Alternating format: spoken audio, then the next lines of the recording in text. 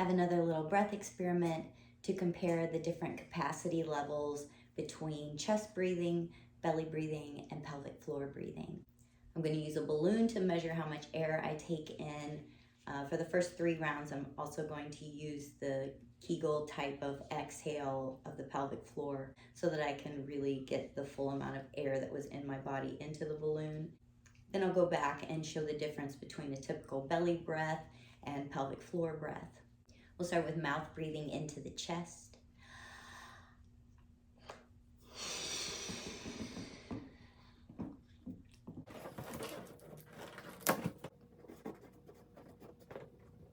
Now belly breathing through the nose.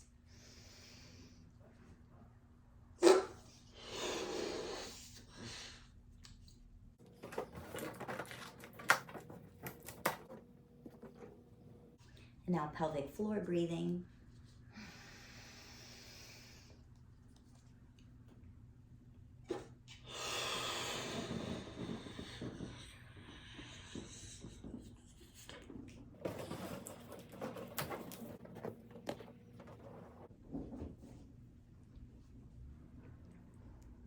Here you can see the differences. These are pretty comparable because we're getting so much breath into the lungs, but with the mouth breathing and the chest breathing, we're not moving our organs or our diaphragm or our pelvic floor, which can lead to tension, sickness, dysfunction. With chest breathing, we can get air into the body without using the pump, but we really want to incorporate the pump of the body. The transitional belly breath helps us to awaken that diaphragm, learning how to move into our body using that pump. You can think about it like the hymen of the breath. And then we move into integrating the full channel of the torso. This helps to cleanse our organs, blood, lymphatic system, and to soothe and integrate the nervous system.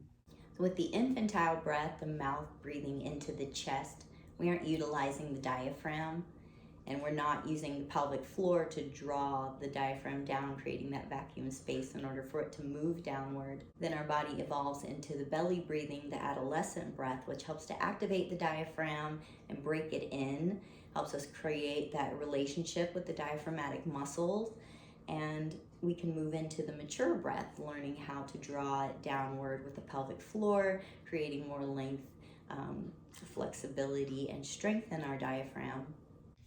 So in the first belly breath, I lifted and engaged the pelvic floor to compress the air out of the body so that I could see how much air got into the lungs. But this time I'm going to drop the pelvic floor and just compress the belly to spine as typically is cued in class.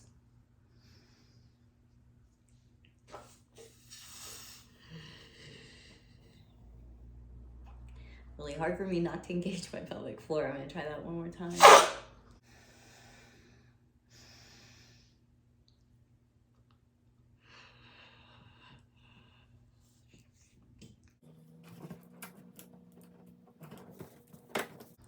So when looking at the differences in these 2 balloons, you can see how much air is left in the body when we don't engage and lift the pelvic floor to compress the air out and only use the belly to spine method.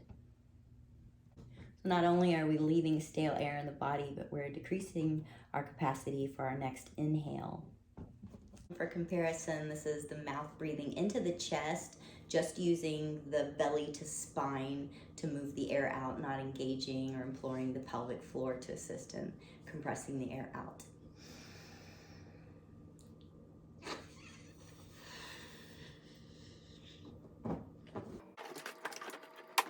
So now we can compare the differences between a typical chest breath, belly breath, and a pelvic floor breath. And so here is the difference in the pelvic floor breathing and typical belly breath. Hope you found this interesting and helpful. Thanks for watching.